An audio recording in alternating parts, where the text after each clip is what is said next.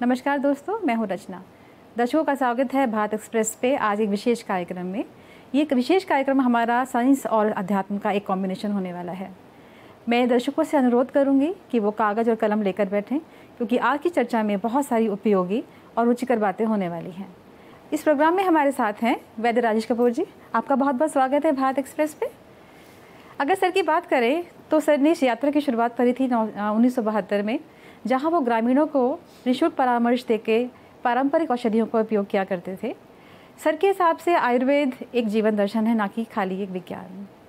और इसके अलावा सर के हिसाब से हमारा भारत स्वास्थ्य के रूप में तब तक स्वतंत्र नहीं होगा जब तक हमारी विदेशी सोच हमें गुलाम बना के रखेगी। इसी विषय में हम चर्चा करेंगे और उससे पहले हम देख लेते हैं सर पे एक खास रिपोर्ट।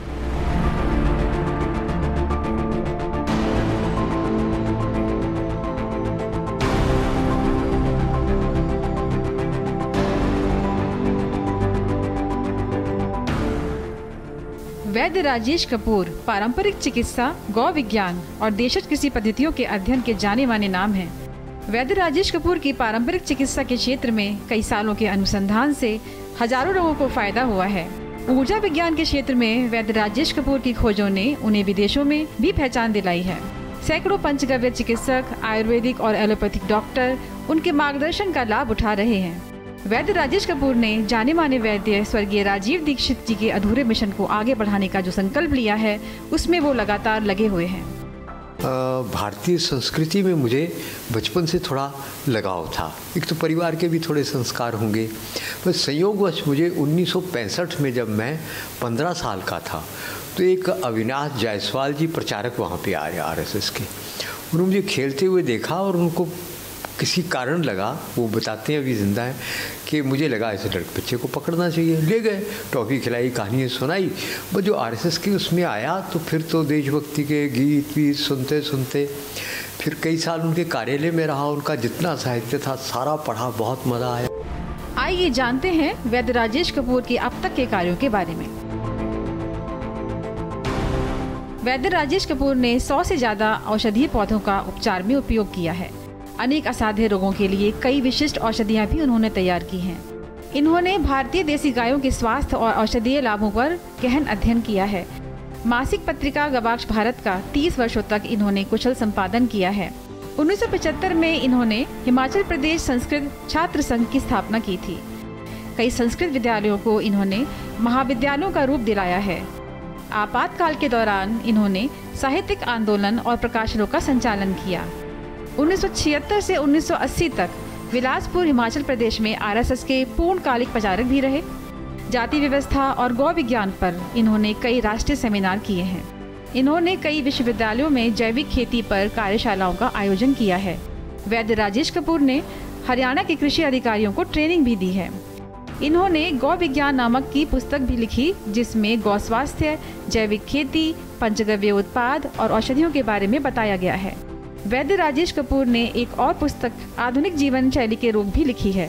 क्या एलोपैथी के क्या गुण दुर्गुण हैं, क्या अच्छाई बुराई है। दूसरे भाग में हमने अच्छी संतान कैसे प्राप्त की जाए, निसंतान लोग कैसे संतान प्राप्त कर सकते हैं। करोड़ों आजकल कपल जो हैं वो निसंतान हैं, उनके बारे में समाधान दिया है। फिर हमारे पारंपरिक पौराणिक कुछ उपाय हैं कि क्या करने से क्या हो जाएगा, तो वो उसके उपाय दिए हैं। इस प्रकार 7 भाग किए हैं। उसमें से एक भाग ये है कि भारत का गौरव जो है वो किस तरह से हमको प्रभावित करता है, उसके गौरव के ऊपर में कुछ घटनाएं दी हैं। फसलों के डीएनए को बदलने की तकनीक पर भी काम कर रहे वैद्य राजेश कपूर अपने अग्रणी शोध और समग्र कल्याण के प्रति समर्पण के जरिए पारंपरिक चिकित्सा, कृषि और सतत जीवन शैली के क्षेत्र में प्रकाश स्तंभ बन गए हैं। Bureau report, Bharat express. तो ये थी एक खास रिपोर्ट वैद्य जी के बारे में। आपका फिर से स्वागत है भारत एक्सप्रेस में एक बार फिर से। वैद्य जी, सबसे पहले आप हमें ये बताइए कि आपकी जीवन यात्रा इस पर्टिकुलर एरिया में कैसे शुरू हुई। हमारे दर्शकों को बताइए कि आपका पारंपरिक चिकित्सा, गौ विज्ञान और देशी कृषि पद्धतियों से जुड़ाव कैसे हुआ। आपका प्रश्न बड़ा मेरी पसंद का है ये विषय। मुझे लगता है 2 कारण तो इसमें मुख्य रहे। एक तो कारण ये रहा कि मेरे माताजी तो हिमाचल के रहने में, पिताजी लाहौर से आए थे 1947 में। जब यहाँ आए तो जब मेरा जन्म हुआ तो तो किन्हीं कारणवश जो है मेरी देखभाल ठीक से नहीं हो पाई और उस कारण मेरा लीवर बुरी तरह से ख़राब हो गया, इतना ख़राब हो गया कि मेरे परिवार वालों ने मेरी जो है चिकित्सा करनी ही बंद कर दी। भाग्य की बात, वहाँ पे जहाँ हम रहते हैं सोलन में, वहाँ पे एक वैद्य जी बड़े योग्य रहते थे, दवाई देते 2-3 पैसे की। जी जी। तो गए लेकर, तो मेरे मूत्र में से चूना टपक रहा था। तो छोटे भाई की दवाई ली, उन्होंने कहा इनकी दवाई बच्चे की क्यों नहीं लेते? कहते जी हम तो आशा ही छोड़ दी है। उस वैद्य ने मुझे क्या खाने को दिए, 2-4 पुड़ियाँ खाने को कुछ दी और साथ में कहा नौशादर दही में डाल कर दो। और तीसरी चीज़ उन्होंने क्या कहा, 100 ग्राम सौंफ को भून लेना, 100 ग्राम को कच्ची रखना, दोनों को पीस कर मिलाकर मीठा डाल को इस बच्चे को खिलाओ। मैं मरने से बच गया। पर तब से मेरा लीवर इतना कमज़ोर रहा कि बड़ा होने के बाद लगातार, मुझे कारण तो नहीं पता, होंठ काले रहने, एसिडिटी होनी, कॉन्स्टिपेशन होना, मैं बीमार बीमार बीमार।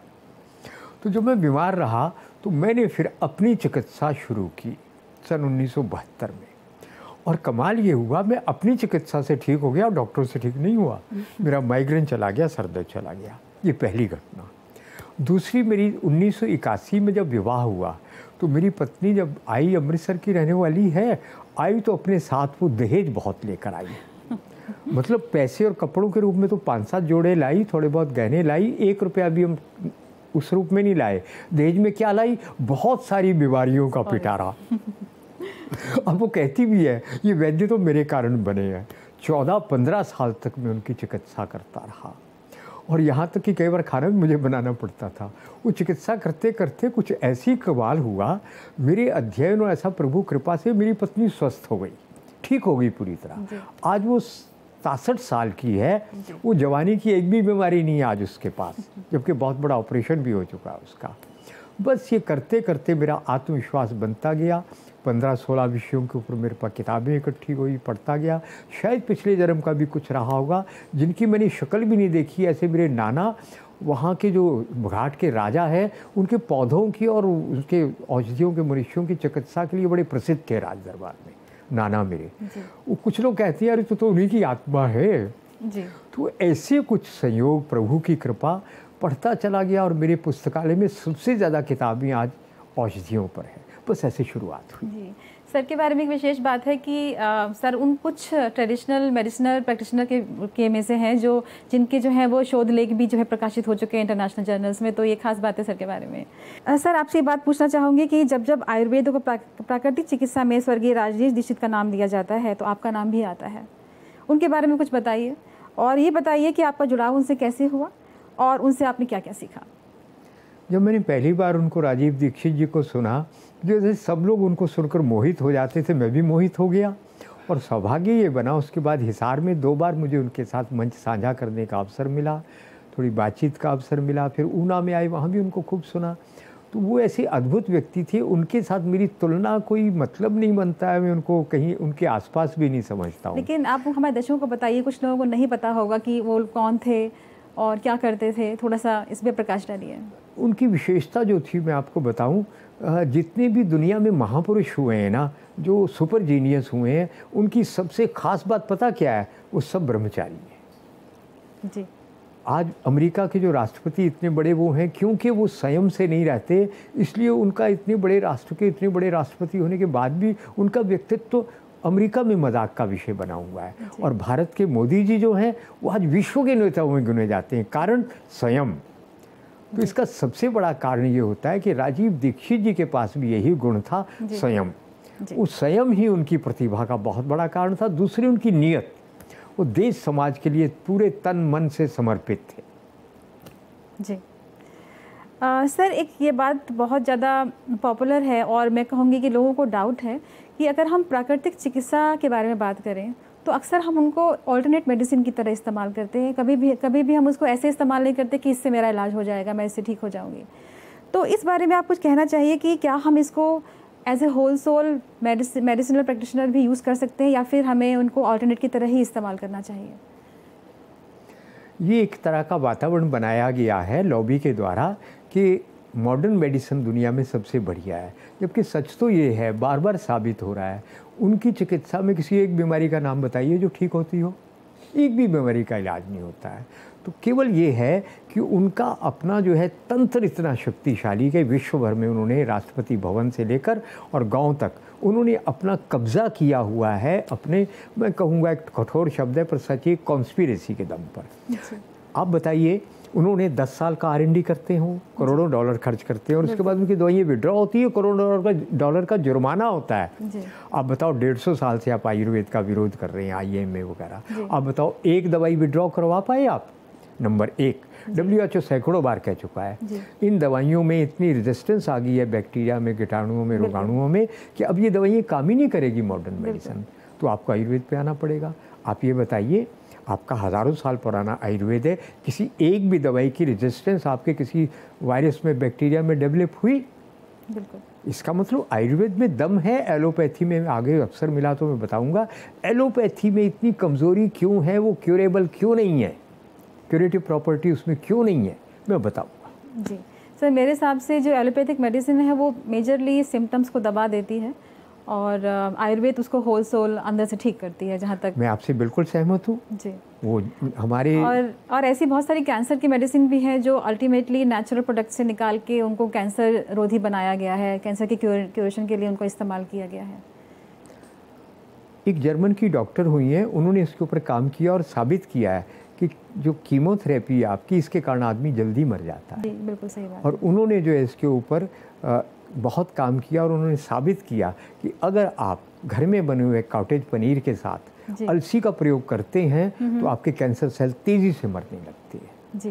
तो ये कीमोथेरेपी तो उसका समाधान है ही नहीं। एलोपैथी किसी एक बीमारी का, मैं दोबारा आ रहा हूँ, किसी एक बीमारी का भी स्थायी इलाज नहीं है। आपने जो कहा बिल्कुल ठीक कहा, पैलिएशन बीमारी के लक्षणों को दबा देती है और उसके बाद और ज़्यादा मुसीबत खड़ी होती है। बिल्कुल सही कह रहे हैं। तो आपने जैसा कहा कि विदेशी कंपनियां जो हैं वो भारत को बीमार रखना चाहती हैं, ऐसी कुछ कॉन्स्पिरेसी है, आपने इस बात पे हमेशा जोर दिया और आज भी आप उसी बात पे जोर दे रहे हैं। बिल्कुल ठीक कह रहे हैं। पहले इस बात को कहने का लोगों में साहस नहीं था, पर मोदी जी की कृपा से अब हम इसको दम से कह सकते हैं जी। आप एक काम करिए, एक अमेरिकन डॉक्टर है जिनका नाम है गैरी नल, उनकी किताब है जिसका नाम है डेथ बाय मेडिसिन। 4 डॉक्टरों की टीम ने 2001 में पूरे अमेरिका का सर्वे किया। क्या बताया उसमें उन्होंने बताया कि जो WHO कहता है कि दुनिया में सबसे ज़्यादा लोग मरते हैं कार्डियक प्रॉब्लम से, वो कहते नहीं, उससे 75-80 हज़ार लोग ज़्यादा 2001 में मरे हैं मॉडर्न मेडिसिन खाने के कारण अमेरिका में। अब 40 करोड़ में मरे आपके 7,86,000 और वो कह रहे हैं इट्स टिप ऑफ आइसबर्ग जी।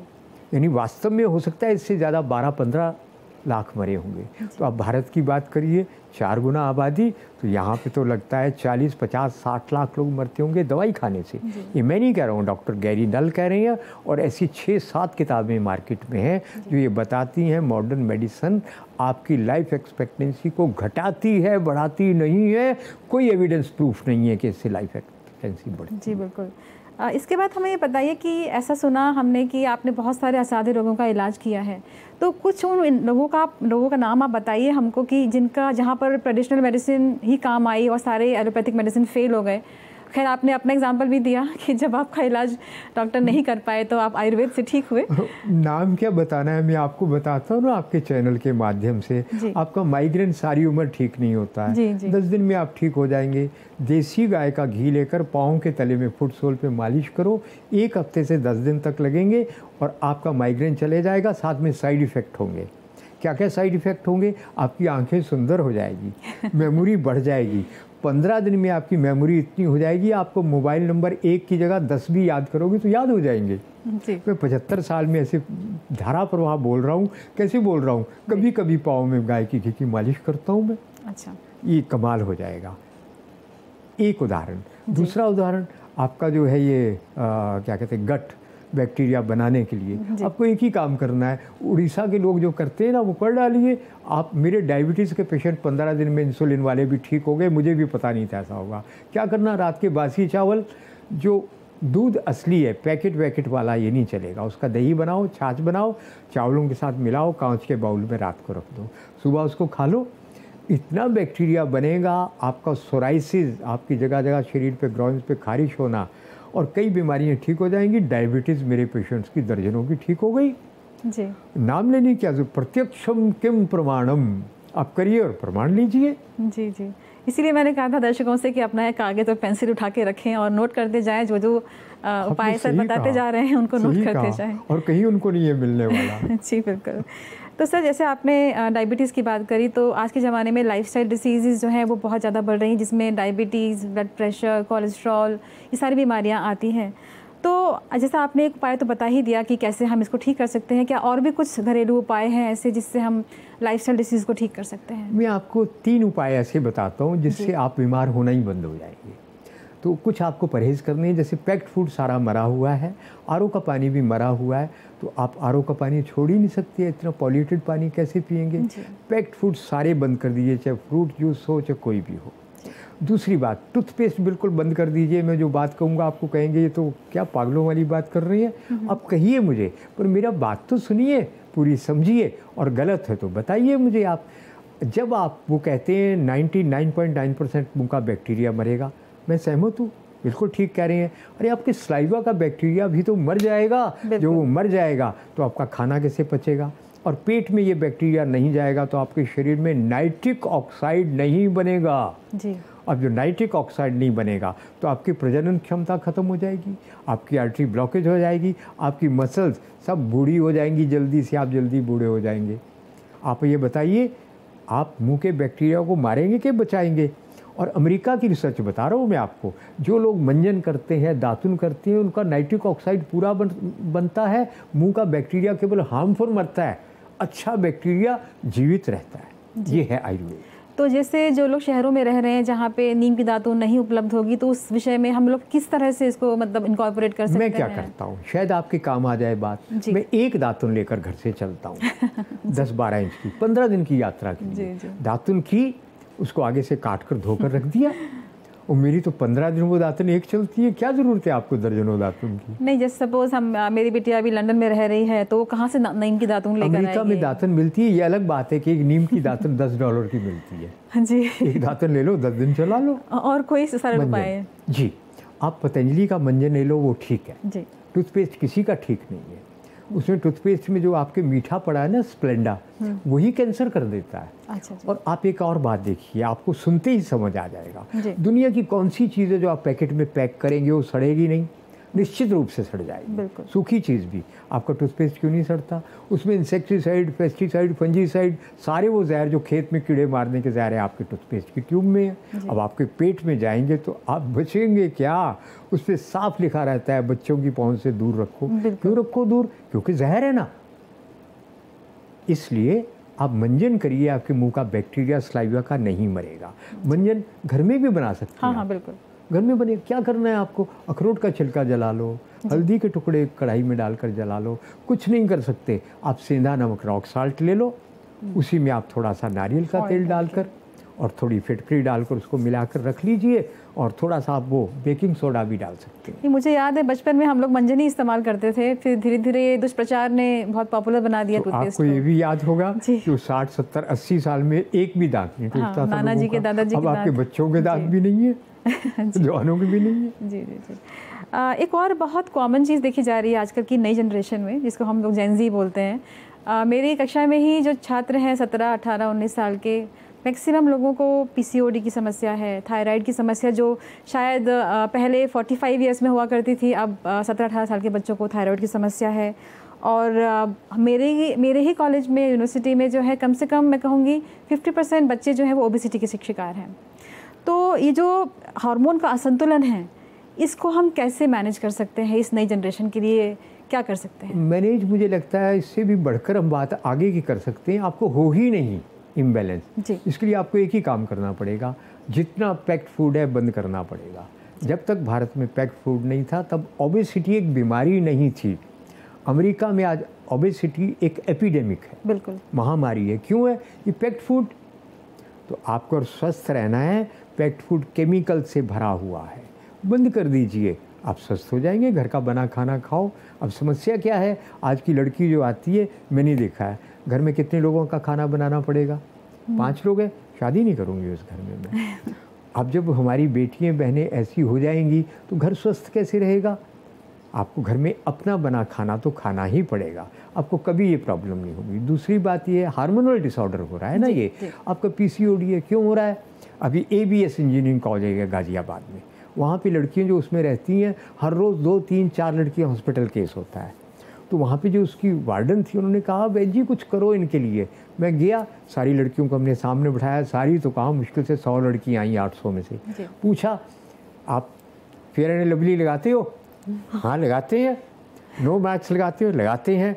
मैं कहा भी एक बात बताओ, बात तो थोड़ी कड़वी है पर आपको समझ आ जाएगी। मैंने कहा इन लड़कियों में से एक लड़की बोलो ये फेयर एंड लवली है, ये सुंदर है। एक भी लड़की सुंदर नहीं, आपकी स्किन तो जल जाती है। आप समझिए इतने खतरनाक पॉइजन है उन कॉस्मेटिक्स के अंदर, जो आपकी स्किन के ऊपर लगने के बाद आपके ब्लड फ्लो में जाकर आपको मारना शुरू कर देते हैं। इसलिए आपका रिप्रोडक्टिव सिस्टम डैमेज होता है। इसलिए लड़कियों का 90% का मिसकैरेज हो रहा है जी। दूसरा कारण आपकी सफ़ेद चीनी आपके कैल्शियम को डिस्ट्रॉय कर देती है। जब कैल्शियम नहीं बचा तो इलास्टिसिटी मसल की कहाँ रहेगी, दिमाग कहाँ रहेगा, लिवर कहाँ रहेगा। इसलिए जब आपकी इलास्टिसिटी नहीं रहेगी तो बच्चा आपका पेट में रुक ही नहीं सकता। तो आपका पीसीओडी से अगर बचना है, पैक्ड फूड बंद कर दीजिए, चाय कॉफ़ी बंद कर दीजिए, टूथपेस्ट बंद कर दीजिए, शैम्पू बंद कर दीजिए। आपको मेरी बातें थोड़ी गलत लगेंगी, एक बार करके तो देखो, बाल झड़ने बंद हो जाएंगे। फिर बाल कैसे धोएं? अभी तक मैंने पूरी मार्केट में एक ही साबुन देखा है जो बिना जहर के मिला, पियर्स सोप। पियर्स मुझे की ओर से कोई पैसे नहीं मिले हुए प्रचार के लिए, है ना। वो तो मुझे जानते भी नहीं है, पर पहले पियर सोप जहरीला था जो आ रहा था। कुछ ही दिन पहले दोबारा किसी वजह से जांच की, वो एकदम ठीक है। उससे सर धो लो, 1 हफ्ते में बाल झड़ने बंद हो जाएंगे। और बाल अगर आपको लंबे और सुंदर चाहिए, एकदम बढ़िया चाहिए, सफ़ेद बाल सफ़ेद हो रहे हैं काले हो जाएंगे रिवर्स, आप जंगली बेर के पत्ते लाओ, नीम के पत्ते लाओ। नीम जीएम है, जिसकी टहनी उंगली जितनी मोटी लचकदार है, टूटती नहीं है, वो जीएम है, जेनेटिकली मॉडिफाइड है। जो कड़क से टूट जाए वो देसी नीम है। दोनों के पत्ते मिलाकर पीसकर हफ्ते में 1 या 2 बार सर में लगाओ, आपके बाल रेशम जैसे हो जाएंगे, 6 महीने में लंबे हो जाएंगे और डैंड्रफ खत्म हो जाएगा। सफ़ेद बाल 6 महीने बाद काले हो जाएंगे जी। काले नहीं होंगे, अंदर से पैदा ही काले होंगे। और क्या चाहिए आपको जी। तो नेचुरल चीज़ें करो, आपको लगेगा करने में मुश्किल है। तो फिर मैं एक बात कहा करता हूँ, आसान क्या है, जो कर रहे हैं वो करते रहो, आपको कुछ नहीं करना पड़ेगा। जो कुछ भी करना है वो डॉक्टर करेगा, आप बिस्तर पे पड़े रहेंगे जी, बिल्कुल। और कोई रास्ता नहीं। जीने की कला सीखनी पड़ेगी साहब, इसके बिना जिंदा नहीं रह सकते जी। आप ऐसे भी कहते हैं कि दवा नहीं विचार बदलो, ये बहुत ही एक क्रांति जैसा आपका वाक्यांश है जो आप कहते हैं। आपके पास अगर कोई व्यक्ति हो तो मैं अभी बताता हूँ कितना जादू होता है। 1 सेकंड में, आधे सेकंड में जादू होता है। और कोई आदमी हो तो बुलाइए, मैं करके दिखाता हूँ। आ जाइए, विचार बदलते ही आदमी का जीवन वो आ जाइए, आप आ जाइए, दोनों हाथ खाली करके। तो आप सर एक प्रयोग करने वाले यहाँ पर सोच, एक हाथ मेरे सामने ऐसे करिए, ये देखिए विचार का जादू दिखा रहा हूँ मैं आपको। जी जी। मैं हाथ दबाऊंगा, आपको रोकना है। 75 साल के बूढ़े से हार गए तो आपका सम्मान का क्या होगा? मैं दबा रहा हूँ, एक हाथ से नहीं दबा, ठीक है। एक बात बताइए, आपकी कमीज का रंग क्या है? बेस कलर ब्लैक है, पक्की बात है। क्या रंग है आपकी कमीज का? कौन सा रंग है? ठीक है। अब आप देखिए क्या चमत्कार होता है। आप बोलिए मेरी कमीज का रंग सफ़ेद है, आपकी कमीज का रंग क्या है? ब्लैक। सफ़ेद बोलो, झूठ बोलना है। आपकी कमीज का रंग क्या है? सफ़ेद। आपकी कमीज का रंग क्या है? सफ़ेद। 2 हाथ से दबाया था मैंने। ये देखिए, मुझे पता है क्या होने वाला है। 70% ताकत एक हाथ की लगी है। आप विचार का कमाल देखिए ना। जो लोग, बैठिए, जो लोग स्वस्थ होना चाहते हैं उनको कंप्लेंट्स छोड़नी पड़ेंगी। कलयुग है, बुरे लोग खूब मिलेंगे। शिकायतें अंदर इकट्ठी हो रही हैं, आपके यहाँ पे ब्रेन से गट तक मैसेज आ रहा है, बुरा बुरा बुरा। वो हेल्दी बैक्टीरिया मर गए, आपकी हालत ठीक रह ही नहीं सकती। आप केवल एक काम करो, जिसको ग्रेटिट्यूड बोलते हैं ना, सुबह से शाम तक 8-10 बार, प्रभु आपकी बहुत कृपा है, मेरे दोनों हाथ पांव साबुत हैं, मुझे खाने को रोटी सम्मानजनक मिल रही है। अब 10 बार दिन में बोलो आकाश की ओर देखकर, आप देखोगे 1 हफ्ते में आपकी कई बीमारियां ठीक होने लग जाएगी जी। आप अपनी पॉजिटिविटी सोने से पहले और सवेरे उठते ही प्रभु का धन्यवाद करो। आप देखोगे जैसे ही आप धन्यवाद करेंगे आपके स्वास्थ्य ड्रास्टिक चेंज आएगी जी। भाग्य भी बदलेगा। 20,000 लोगों के ऊपर अमेरिका में प्रयोग किया गया। डॉक्टर साहब क्या किया, 10,000 लोगों को कहा, हॉस्पिटल में अलग अलग में थे, सबको कहा, बहुत बड़ा एक्सपेरिमेंट था। क्या कहा, किसी का धन्यवाद कभी मत करना, नर्स का, डॉक्टर का, रिश्तेदार का, कोई आए। दूसरे ग्रुप को कहा, सबका धन्यवाद, छोटी सी बात के लिए आई एम ग्रेटफुल, ये बोलना शुरू हो गया। 3 महीने के अंदर वो जो लोग ग्रेटफुल थे, आभार मानते थे, 90% लोग ठीक होकर घर गए, इन्हीं जहरीली दवाइयों से ठीक होकर गए। और जो धन्यवाद नहीं करते थे, 10% ठीक होकर गए और बीमार होकर वापस आए। ये चमत्कार है सोच का। Be positive. और जो कहते हैं ना, हम नेट के ऊपर इंटरनेट ये स्कैम करते हैं, षड्यंत्र करते हैं, ये करते हैं, वो करते हैं, अरे आप समझो आपका जीवन बुरी तरह से बर्बाद हो रहा है जी। आपके पास बीमारियों का ढेर और दुख का ढेर लगने वाला है। इसलिए सच्चे पक्के होकर, चतुर होकर जियो। ये थोड़ी है कि लंगड़े को लंगड़ा, अंधे को अंधा और बेईमान को बेईमान मुंह पे बोलोगे। चतुर रहो, पर ईमानदारी से जीकर देखो, जीवन बदल जाएगा, बीमारियां चली जाएंगी। सर, ऐसा कहा जाता है कि हमारी जो पारंपरिक रसोई है वो एक प्रयोगशाला के जैसे है। कोई शक नहीं। तो जो भी हम उपयोग करते हैं, जैसे मसाले हुए या और भी सब्जियां वगैरह हुई, वो सारी की सारी औषधि की तरह काम करती हैं। और आज की डेट में हम लोगों ने अपने खाने को जो है वो रिप्लेस कर दिया है, मॉडर्न तरीके से हमने उसको रिप्लेस कर दिया है। तो क्या हम वापस लौट सकते हैं और क्या हम उन इंग्रेडिएंट्स का अच्छी तरह से इस्तेमाल कर सकते हैं कि हम निरोगी रहें? बिल्कुल ठीक कहा आपने, बड़ा सही प्रश्न। आपने खूब अध्ययन करने के बाद आप ये पॉडकास्ट कर रही हैं, आपकी बातों से साफ लग रहा है। आप प्रोफेसर हैं तो आपने डीपली हर चीज़ को स्टडी किया है। बिल्कुल ठीक कह रहे हैं। हमारे पुराने पूर्वज जो है वो रसोई का खाना खाते थे ना, बाहर का नहीं खाते थे। अब बताइए 80, 90, 100 साल जिंदा रहते थे बिना दवाई खाए। आज भी ऐसा कोई व्यक्ति मिलता है, मैंने जीवन में एक गोली नहीं खाई है। अब गोलियाँ खाकर जी रहे हैं, ये कोई जीवन है क्या? अगर आप अपने रसोई को ठीक से मैनेज कर दें, आप बीमार कभी होंगे ही नहीं जी। तो कुछ ऐसे उपाय बताइए, ऐसे कुछ चीज़ें बताइए जो हम ज़रूर फॉलो करें किचन में, उसको हम मुझे बड़ी प्रसन्नता होगी बताने में। आप केवल एक काम करिए, हमारे शरीर के अंदर जो एनर्जी बनती है, जिससे हम जिंदा रहते हैं, उसको माइटोकॉन्ड्रिया बोलते हैं। माइटोकॉन्ड्रिया के अंदर जो एनर्जी प्रोड्यूस होती है, पूरे शरीर को वो ही ऊर्जा प्रदान करती है काम करने की।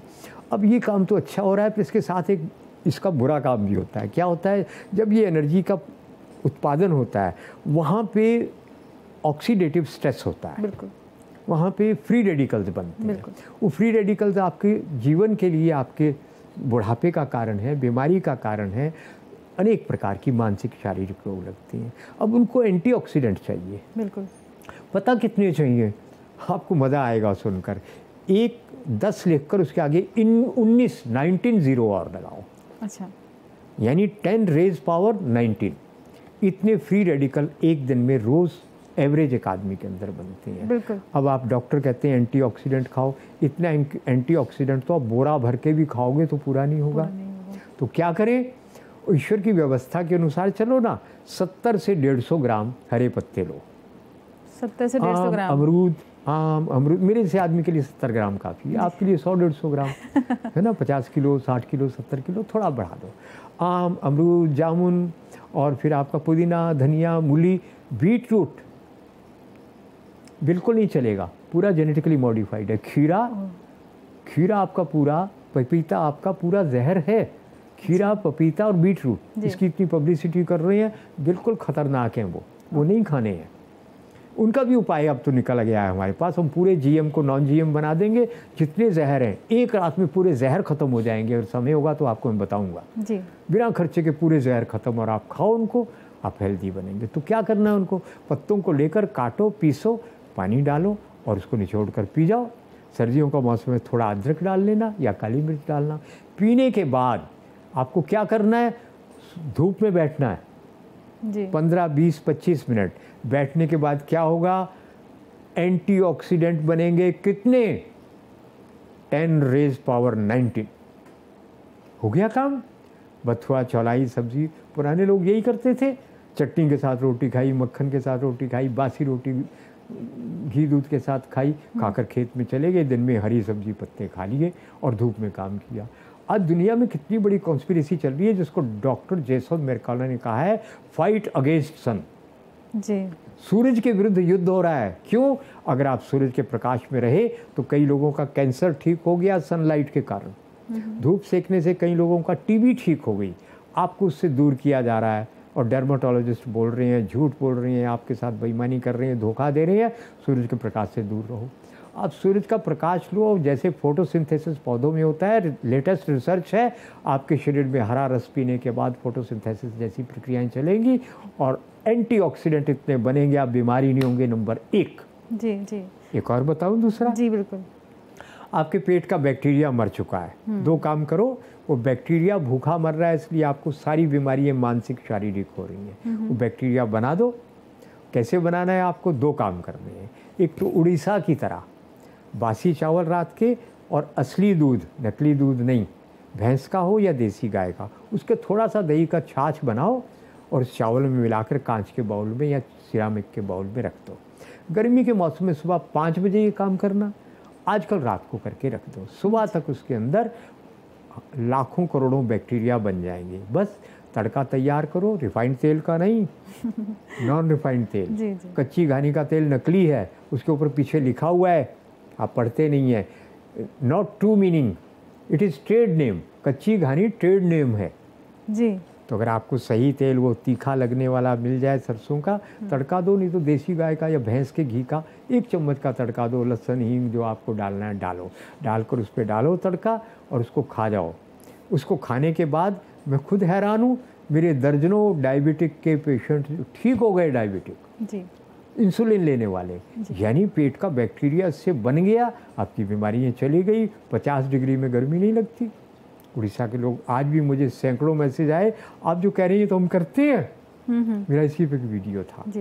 दूसरा काम ये हो गया।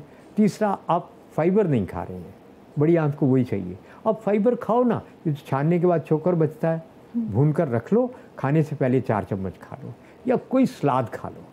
रात को सलाद खाने वाले बुरी तरह बीमार पड़ते हैं। दही, सलाद, फ्रूट रात को नहीं।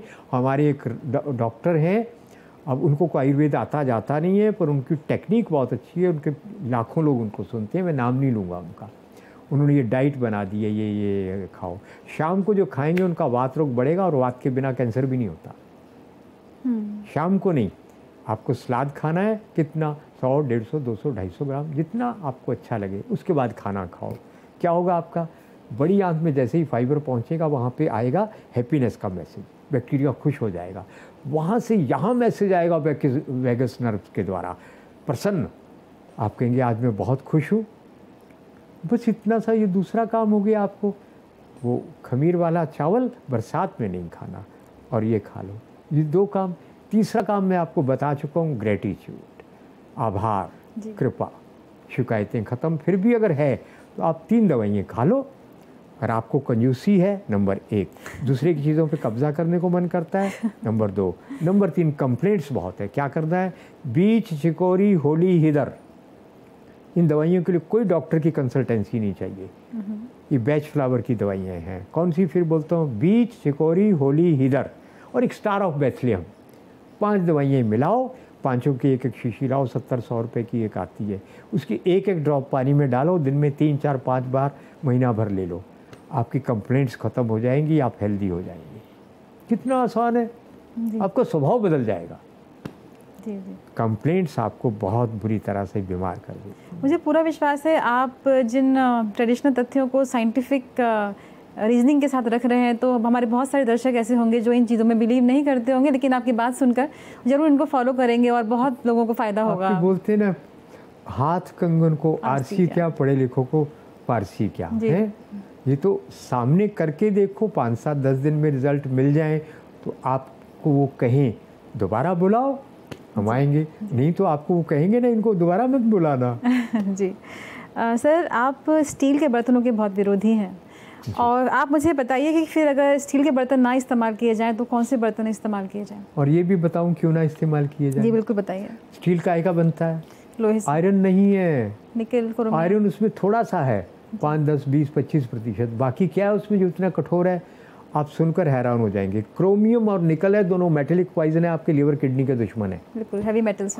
हैवी मेटल्स वो जहर हैं। क्या हुआ, मेरी पत्नी जो है वो तो साइंटिस्ट नहीं है, मेरी तरह खोज नहीं करती, पर उसके पास वो नज़र है। क्या हुआ, वो काला नमक पीस रही थी हाथ से, कूटा पीसा पिंक गुलाबी रंग का नमक बना। थक गई, थकने के बाद उन्होंने कहा अरे मिक्सी में पीस दो। मिक्सी में पीसा, वो काला हो गया। उन्होंने कहा ख़राब होगी मिक्सी, कुछ उसमें गंदा होगा। साफ़ सुफ करके दोबारा पूछा, फिर काला हो गया। मुझे बुलाया उन्होंने, ये पहली बार हुआ था 20-25 साल 22 साल पहले। यह उन्होंने दिखाया मुझे, और मुझे समझ आ गया स्टील को आप कहते हैं ये रिएक्ट नहीं करता है, झूठ बोलते हैं आप।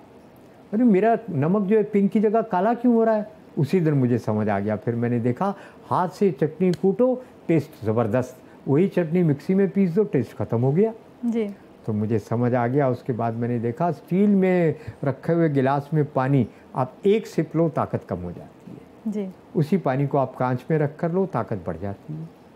तो स्टील को रिप्लेस करना होगा। और दिल्ली वालों के लिए समस्या ही कोई नहीं है। दिल्ली के रहने वाले मेरे दर्जनों मित्र हैं जिन्होंने क्या किया, रिवाड़ी चले गए। रिवाड़ी में आपके पीतल के बर्तन मिलते हैं बहुत अच्छे, कलई करने वाले, असली कलई करने वाले वहाँ पे बैठे हैं। कलई करवाई लेकर आ गए एक ही दिन में। 1 साल बाद दोबारा कलई करवा ली। पर वहाँ पे मेरे साथ चीटिंग हुई है, धोखा हुआ, आप बच जाना। एकदम हल्दी से पीले रंग का जो पीतल है वो नकली है, थोड़ी सफ़ेदी रहती है उसमें कांसे जैसी, वो पीतल असली है। नंबर 2, एक बहुत लाइट वेट कटोरी थी, इतनी गत्ते जितनी मोटी और एकदम वजन है नहीं। बड़ा कमाल का पीतल है, लाया, वो एल्युमिनियम है। तो ये चीटिंग आपके साथ ना हो जाए। जब आप कलई किए हुए बर्तन में खाना बनाएंगे, आपको मिनरल विटामिन की ज़रूरत ही नहीं रहेगी। तो कांसे और पीतल में से क्या अच्छा है? क्या कांसा भी इस्तेमाल कर सकते हैं? कांसे में जो एनर्जी है वो सोने से ज़्यादा है। अच्छा। उसमें अगर आप खाना डालकर खाते हैं तो एनर्जी से आप भर जाएंगे। और पीतल? मगर उसमें समस्या है जी। इतवार को तांबे और कांसे में नेगेटिव एनर्जी पैदा हो जाती है। इतवार को नहीं लेना है, हमारे पुराणों ने कहा। मानता ही नहीं था पुराण को मैं। जो मैंने उसकी एनर्जी देखी इतवार को, पंजाबी जाटों में मेरा कोर्स था, उनमें हाथ लगाया, ताकत चली गई। तो इसलिए वो साबित हो जाएगा, आप प्रयोग करके देख लेना। तो क्या करना, खट्टा उसमें डालकर नहीं खाना, दही नहीं लेना। तो कांसे में खाना खाओ, इतवार को छोड़कर बहुत ताकत आएगी। दूसरा आपके पास ऑप्शन है जो न्यूट्रल है, कांच और सिरामिक में खाना खा लो, ना नेगेटिव असर ना पॉजिटिव असर। पर अगर आप तुलसी का एक पत्ता उसके ऊपर रख देंगे, एकदम पॉजिटिव हो जाएगा आपका खाना जी। तो ये कर सके। इतवार को एकादशी को तोड़ते नहीं है ना तुलसी, 12 बजे के बाद पहले की तोड़कर रखो, सूखा पत्ता रख दो, आपके एनर्जी से भर जाएगा। वो पानी में भी डाल दो। इस पानी में प्लास्टिक की बदबू आ रही है, ये नेगेटिव हो गया है, एक पत्ता तुलसी का डालो, टेस्ट बदल जाएगा जी। ये छोटे छोटे टिप्स आपको बस केवल है कि जब आप करते जाएंगे तो प्रैक्टिस में आ जाएंगे जी। बिल्कुल। एक शब्द है बायो एंजाइम। तो बायो एंजाइम का आपने प्रयोग बताया था, किस तरह से यमुना के पानी को साफ़ करने में किया गया था। तो क्या इसका इस्तेमाल हम घर में भी कर सकते हैं? क्या घर में इनको बना सकते हैं? क्या इसका उपयोग है? एक 90 दिन में आप कोई भी एंजाइम बना सकते हो। अभी सुबह मेरे पास एक यहीं के एडवोकेट आए हो कि पत्नी को मैंने कहा जी मेरा बेटा 1000 रुपये लीटर एंजाइम दे रहा है, जबकि बनता है 20 रुपये लीटर में, वो 10 रुपये लीटर। वो कहती मेरे पास 50 लीटर पड़ा है, कैसे प्रयोग करूँ? 1 गिलास पानी में 4 ड्रॉप डालो, पानी पी जाओ। जब सब्जी बनानी है 10 ड्रॉप डालो, आटा गूंदना है 10 ड्रॉप डालो। क्या होगा? अरे मरकरी तक न्यूट्रलाइज हो जाएगा, जो आप सोच भी नहीं सकते कि मरकरी और आर्सेनिक न्यूट्रलाइज हो जाए जी, खत्म हो जाएंगे। तो क्या चीज़ है बायो एंजाइम? बायो एंजाइम के अंदर कुछ ऐसे बैक्टीरिया पैदा हो जाते हैं जो सब तरह की टॉक्सिन को न्यूट्रलाइज कर देते हैं जी जी। उनमें सबसे अच्छा दुनिया का बायो एंजाइम कौन सा है? वो है सहजन का। अच्छा। 15-20 सेकंड में आपके पानी का टेस्ट बदल जाएगा, एकदम अच्छा एनर्जी वाला हो जाएगा। मगर ध्यान रखना, सहजन भी जेनेटिकली मॉडिफाइड जहरीला है। पहचान क्या है? साल में 2 बार जो फल फूल देता है, हॉर्टिकल्चर वाले जो लगवा रहे हैं, वो जहरीला है, वो कभी प्रयोग नहीं करना है आपको। कौन सा लेना है? साल में 1 बार जो फल फूल देता है, उसका एंजाइम बना लो। कैसे बनाना जी? हमारे वीडियो देख लो जी यूट्यूब के ऊपर, कभी यहाँ आप कहेंगे बना कर दिखा देंगे। सर आजकल सोशल मीडिया पे जो हमारा जेनजी है वो कहता है कि डिटॉक्सिफिकेशन और ये सब बातें काफ़ी पॉपुलर हो रही हैं, काफ़ी वायरल हो रही हैं, पर आप कहते हैं कि जो खुद के विचार हैं इससे जहरीला कुछ भी नहीं होता है। तो जो हमारी नई पीढ़ी है, इसको आप इस बारे में कुछ संदेश दीजिए। देखिए, सोचने से बहुत कुछ बदल जाता है। जब आप सोचते हैं ना, हमारे एक एंडोक्राइन सिस्टम होता है, जैसे आपने अभी देखा, उस व्यक्ति ने इतना सा झूठ बोला, मेरी सफ़ेद कमीज़ है, काली को सफ़ेद कहा। वो लाइट डिटेक्टर अंदर ही लगाया। उनका क्या हुआ? उनका हार्मोनल सेक्रेशन नेगेटिव हो गया 1 सेकंड में। तो इसी तरह से जब हम बुरा नेगेटिव सोचते हैं, हमारे अंदर टॉक्सिक एंजाइम बनने लगते हैं जी। जहर बनने लगता है। तो पॉजिटिविटी से हर टाइम भरे रहो, जब जब नेगेटिविटी आए फिर से ठीक कर लो। और खाना अपना जो है डिटॉक्सीफाई करने का, जो मैंने सब्जी हरी चीज़ें बताई, उसके अलावा एक काम और भी तो आप कर सकते हैं ना। एक हरी बोतल 1 2 3 4 बोतल ले लो हरे रंग की, बियर की खाली बोतलें, उसके अंदर पानी डालो पीने का, 4 उंगल खाली रखो, भरी बोतल नहीं खाली वो लेकर आप धूप में लकड़ी के किसी सरफेस पे, अच्छी लकड़ी पे रख दो। धूप की रोशनी से उसके अंदर मिनरल विटामिन लाइफ पैदा हो जाएगी। मैं आपसे ये पूछने वाली थी कि आपने कलर थेरेपी भी कुछ काम किया है, तो थोड़ा सा उसके बारे में बताइए। जी ज़रूर। तो हरे का क्या विशेषता है, वो टॉक्सिन को बाहर निकालता है, डिटॉक्सीफाई करता है। तो आप वो पानी जो है लाकर खाने के 1 घंटे बाद 40 मिनट बाद पियो, नहीं तो हरे रंग का काम है, खाना बिना पचे ही बाहर निकल जाएगा। वो पियो, कॉन्स्टिपेशन दूर हो जाएगी, बॉडी डिटॉक्सीफाई हो जाएगी। पानी पर्याप्त पियो, शाम ढलने के बाद पानी कोशिश करना नहीं पीना है। है ना जी। पानी पीने से, हमारे यहीं पे एक जैन संत होते थे जबलपुर में, उन्होंने अपने कैंसर के रोगी को कहा शाम को पानी खाना पीना बंद करो। शाम को ना खाने पीने से वो ठीक होने लग गया। इसलिए मैंने कहा कि सूरज डूबने से पहले खाना खाओ। जी, आपने कहा था। तो बस हरे रंग से आपका काम बन जाएगा, हरे पत्ते वत्ते खाते रहो।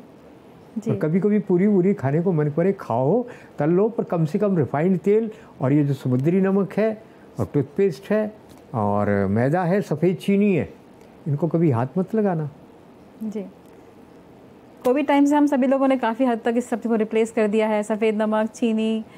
मैं तो मजाक में कहा करता हूँ, मेरी पत्नी मेनोपॉज़ल उसके बाद जो बहुत गुस्सेबाज थी, तनाव झगड़ा, तो मैं कहा अमेरिका में होता तो पत्नी बदल लेते, मगर भारत में तो 7 जन्म का साथ है, कहाँ बदले, हमने नमक बदल दिया। मेरी पत्नी एकदम गाय शांत हो गई। मैं तो कहा करता हूँ तो गाय बन गई वो भी सींग ना मारने वाली। जी। नमक बदल डालो। आप राजनीतिक रूप से भी काफ़ी सक्रिय रहे हैं सर, मैं देख रही थी। तो आपने कोई सेमिनार भी करे इस विषय में, और एक आपका चर्चित सेमिनार है ब्रिटिश काल में भारत की जाति व्यवस्था पर। तो आप थोड़ा बताइए कि उस समय की जाति व्यवस्था में और ब्रिटिश काल की व्यवस्था में, दोनों में क्या फ़र्क आपको दिखाई पड़ा? वाह, ऐसा है, हमारे देश में जाति व्यवस्था तो थी, जातिवाद नहीं था। ओके।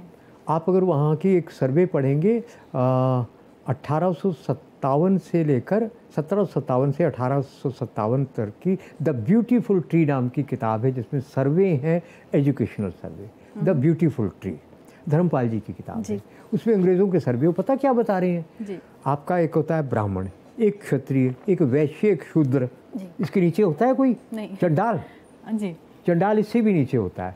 उसमें बताया है 8 चंडाल आचार्य मिले जिनसे ब्राह्मण, क्षत्रिय, वैश्य पढ़ते थे। और जो मुसलमान यहाँ पे आए तो मुसलमान भी पढ़ते थे उनके पास। कौन? चंडाल आचार्य। अगर हमारे देश में छुआछूत थी तो चंडाल आचार्य कैसे हो गए?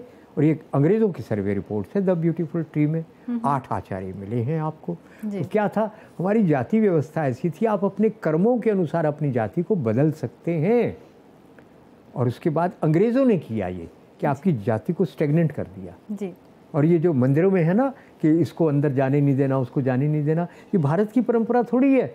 आप हैरान हो जाएंगे, अंग्रेज़ों की परंपरा है। क्या होता था, उन्होंने मंदिर को बना दिया कमाई का साधन। उसके वहाँ पे दरवाजे के ऊपर बिठा दिया, 1 रुपया जो देगा वो अंदर जाएगा, 2 रुपया देगा, 4 आने देगा, 8 आने देगा, जिसके पास कुछ नहीं है उनको अंदर नहीं जाने देंगे, वो छूट की। ये अंग्रेजों ने भगवान को हम चढ़ावा चढ़ाते हैं, इसके बारे में अम्बेडकर जी ने लिखा है ना। तो हमारे कोई भी ऐसा पहले कोई प्रथा नहीं थी, भगवान जी को अब बन गई, अब बनी 150 साल में बन गई छुआछूत वगैरह। तब तो नहीं थी, तब तो हर जाति का आदमी अंदर जाता था जी। तो ये अंग्रेज़ों ने शुरू किया और इसके बारे में मेरे पास पूरा सर्वे रिपोर्ट है जी। सर, इस चर्चा को हम अब यही समाप्त करना चाहेंगे, लेकिन हमारा मन तो है आपसे हम और ढेरों घंटे बातें करें, हो सकेगा तो हम एपिसोड दोबारा शूट करेंगे। इसके बाद मैं आपसे अंत में ये पूछना चाहूँगी कि जैसे आपने पूरा का पूरा जीवन अपना समर्पित कर दिया पारंपरिक चिकित्सा और जैविक खेती के लिए, और साथ में जो हमारे गौ से जो हमारे रिसोर्सेज मिलते हैं उनके लिए, भविष्य में आपकी क्या योजनाएँ हैं इसके लिए? देखिए, मेरी योजना तो इतनी रह गई है, मैंने प्रभु से एक मांगा था, ईश्वर से जो मैंने मांगा सब मुझे मिलता चला गया। मैंने ईश्वर से मांगा था, प्रभु जितने दुख देने हैं जवानी में देना, बुढ़ापे में मुझे दुख मत देना, सह नहीं जाएंगे। अब प्रभु कृपा ऐसी है, आर्थिक रूप से चलते फिरते मेरे सारे खर्चे मेरे पास आ जाते हैं। आज ही जैसे एक पेशेंट आ गया, एक ही दिन में 10,000 मिल गया, मुझे क्या चाहिए और हो गए मेरे खर्चे पूरे, मेरे ज़्यादा खर्चे ही नहीं है। तो दूसरी चीज़ मैं क्या मांगता हूँ, अब मुझे प्रभु ने सब कुछ दे दिया है। अब प्रभु चाहे आज मेरा जीवन ले लो चाहे कल लो, अगर मुझे पाप पुण्य सब आपके, मुझे आप चाहिए, पाप पुण्य का फल मुझे नहीं चाहिए। मुझे क्या चाहिए, और ज़िंदा रखना है तो मेरे से सेवा लेते जाओ, जितनी लेनी है लो। अब प्रभु मेरे से सेवा ले रहा है, जब तक जीवन है, जब तक बुद्धि काम कर रही है, सेवा करेंगे, लोगों को जगाएंगे, वैद्य बनाएंगे, हर एक को, सबको स्वस्थ बनाएंगे और इस मॉडर्न मेडिकल साइंस के चुंगल से बचाएंगे, जिससे हज़ारों नहीं, एक साल में लाखों लोग गरीब बन जाते हैं, इतना खर्चा होता है, फिर मर जाते हैं, ठीक नहीं होते। तो मेरा मिशन है सबको स्वस्थ बनाना और एक गाय से 50 हज़ार रुपये, 1 लाख रुपया एक गाय से, देसी गाय से कमाना सिखाना जी, उसके पंचगव्य से। ये मेरा मिशन है, मैं लगा हुआ हूँ और ये मैं मेहनत काम नहीं कर रहा हूँ, मैं आनंद ले रहा हूँ जी, ये मेरा मस्ती है जी जी। अगर मैं नहीं करूँगा तो मुझे बहुत तकलीफ होती है, मैं आनंद ले रहा हूँ। बहुत बहुत धन्यवाद। आप जैसे लोग खूब मिलते हैं, सहयोग मिलता है, मैं करता जा रहा हूँ। बहुत बहुत धन्यवाद वैद्य जी आपका, इतनी उपयोगी चर्चा हमारे साथ करने के लिए। और इसी के साथ हम इस चर्चा को अब समाप्त करते हैं। आप सभी का भी बहुत बहुत धन्यवाद इस चर्चा को सुनने के लिए। जुड़े रहिए, हम फिर से आपके सामने उपस्थित होंगे एक विशेष चर्चा के साथ में। तब तक के लिए रचना का नमस्कार।